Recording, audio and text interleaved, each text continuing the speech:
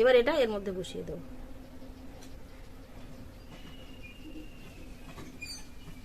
দেখুন কিন্তু ফুল হয়ে গেল।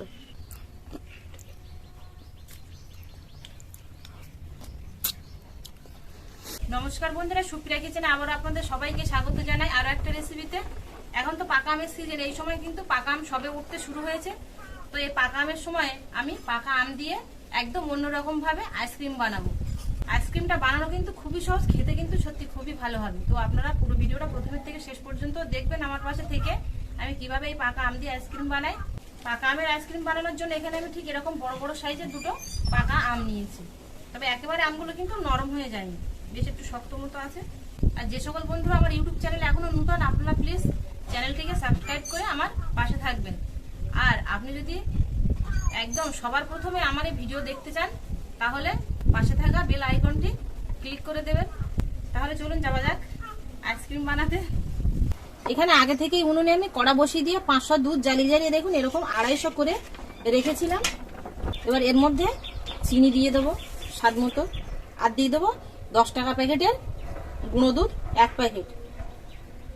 গুঁড়ো দুধের মধ্যেও কিন্তু চিনি দেওয়া থাকে, সেই জন্য চিনিটা সেইভাবে দেবেন। তবে আইসক্রিম একটু মিষ্টি ভালো লাগে,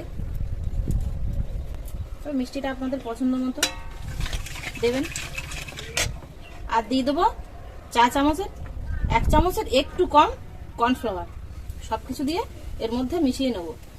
দুধটা কিন্তু একেবারে গরম নেই, বেশ একটু মাঝামাঝি গরম আছে, মানে দুধের মধ্যে যেন আঙুল দেওয়া যাবে এরকমই গরম আছে দুধটা।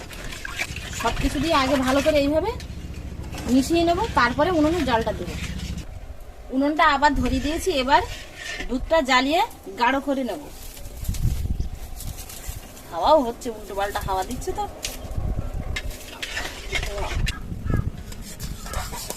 দুধটা কিন্তু কড়ার মধ্যে কিন্তু এইভাবে অনবরত নাড়তে থাকবো, নইলে যদি দলা পড়ে যায় তাহলে কিন্তু আর ভালো হবে না আইসক্রিমটা।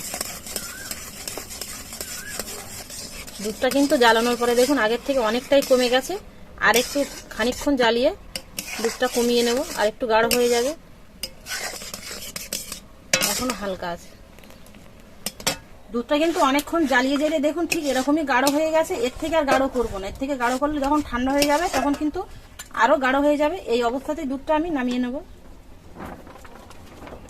দুধটা ও সাইডে ঠান্ডা হতে লাগুক, এ সাইডে এই আম দুটো আমি ছাল ছাড়িয়ে কেটে নেব।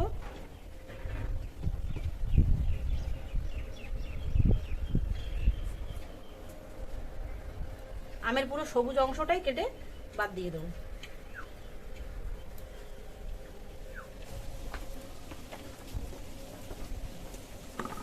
দুটো আমি কেটে নিয়েছি, কেটে নেওয়ার পরে আমগুলো আরেকবার একটু পরিষ্কার করে ধুয়ে নেব। এবার আমগুলোর একটু বড় বড় সাইজের লম্বা লম্বা পিস করব। ঠিক আটের গাদেই আমগুলো ঠিক এরকম করে কেটে নেব।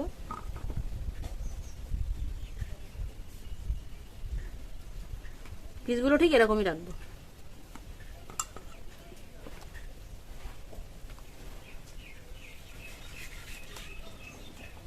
একদম এরকম আটের গাদে কেটে নিয়েছি।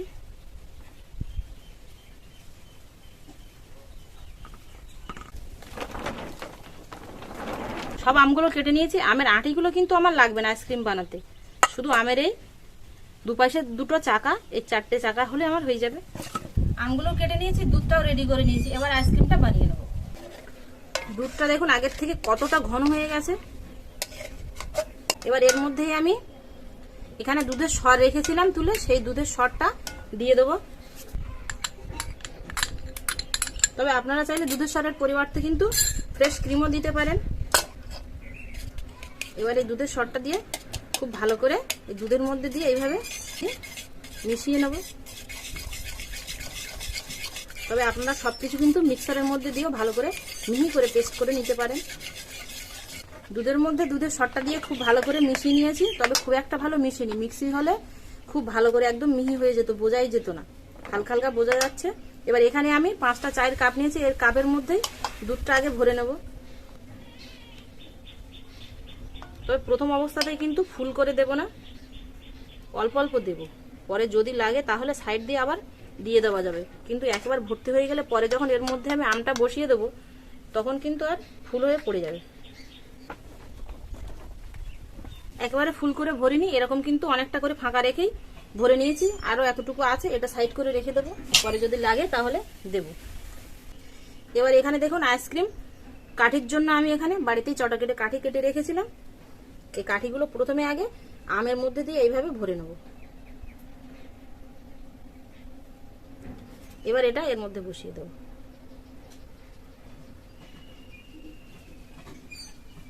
দেখুন কিন্তু ফুল হয়ে গেল।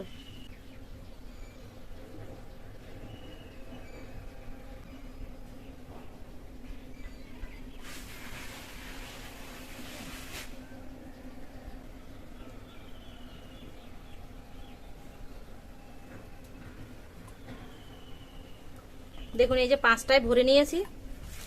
এবার এখানে আমি একটা এরকম পরিষ্কার পেপার নিয়েছি, পেপারটা এইভাবে ভাঁজ করে দেবো। পেপারটা কিন্তু ডবল আছে, এইভাবে ভাঁজ করে দিয়ে আবার এইভাবে ভাঁজ করে দেবো, দিয়ে পেপারটা এইভাবে গোল করে কেটে নেব।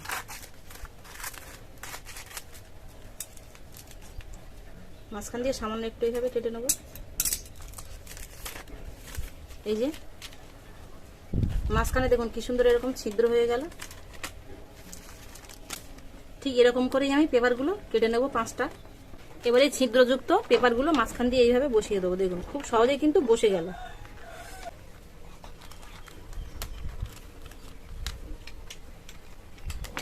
এবার একটা গার্ডার নিয়ে এইভাবে মুখটা বন্ধ করে দেবো। পরপর একইভাবেই আমি সবগুলো পেপার এইভাবে দিয়ে নেব।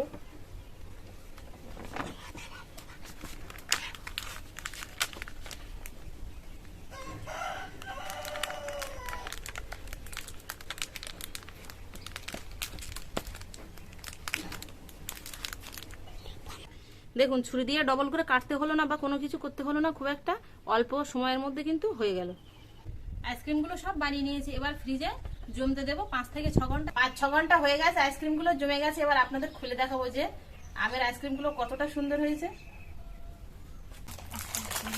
জমেছে দেখুন কতটা সুন্দর। একটু সময়টা বেশি করে রেখেছিলাম তো।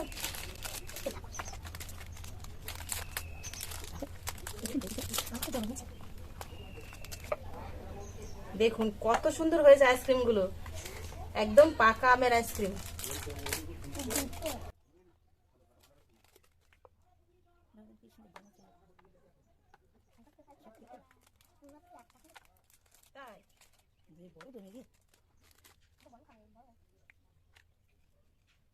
চায়ের কাপে আইসক্রিম গুলো দেখুন কতটা সুন্দর জমেছে, পাকা আমের আইসক্রিম। পাখি আর আমি দুজন বসে গেছি, দুজন মিলে এখন আইসক্রিম খাবো। না না পাখি, যত দেরি হবে তত কিন্তু তাড়াতাড়ি গলতে যাবে। কেমন লেগেছে? এই দেখো এই পাকা আম।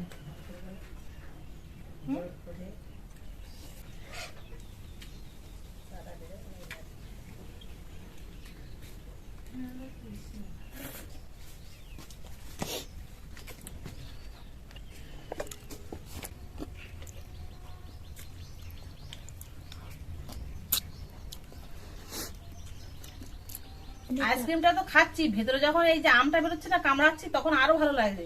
পাকা আম, পাকা আমের গন্ধ, স্বাদ সব রকমই আছে।